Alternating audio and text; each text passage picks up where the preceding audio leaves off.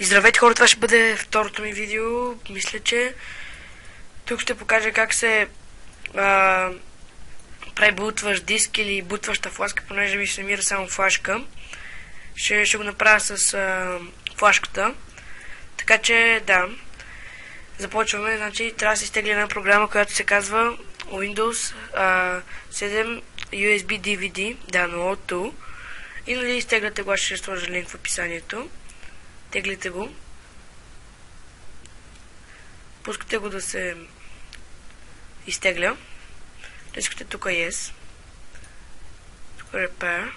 Понеже го имам още един път и да се махне. Бързо се тегли. Малко памет взема. Ето Finish. И ето излиза ето тук. Ето така изглежда. Теглите го. И тук натискате да. Поне така ми излиза. Тук сега намерите къде ви е Windows. Те сте го поставили в коя папка. Примерно аз съм го поставил в... не помня къде. Някъде в DataD. Примерно. Ето го. Отвори. И графиките натискате. Не това. Горното. Ето това. И натискате изображение или графики беше това. И после натискате Next. USB или DVD. Но в този случай натискам USB device. Begin copying. Тук също трябва да изберете... Да, понеже аз нямам... как се казва? Нямам флашка сега в мен. Понеже не съм в начин и просто нямам флашка. Дискате Begin copying и то тук почва да зарежда стъпка четвърта от 4.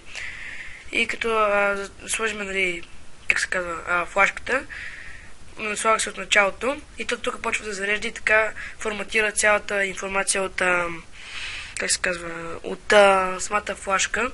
Форматира ви я. Ако не сте форматирали предварително, тя автоматично ще се форматира. И тук натискате Begin Copying и то почва да форматира флашката и да се качват файловете. Избирате си там какъв Windows искате. Примерно аз искам, чакайте сега, влезем в Google. Нали, аз от Zamunda си го изтеглих моят Windows. Да, като го влезнете в Zamunda и там пишете Windows в Bananas. Аз го изтеглих от Bananas. И тук пишеме Windows... колко грешно пише Windows 7 Ultimate. Натискаме Search. И тук избирате си някой Windows.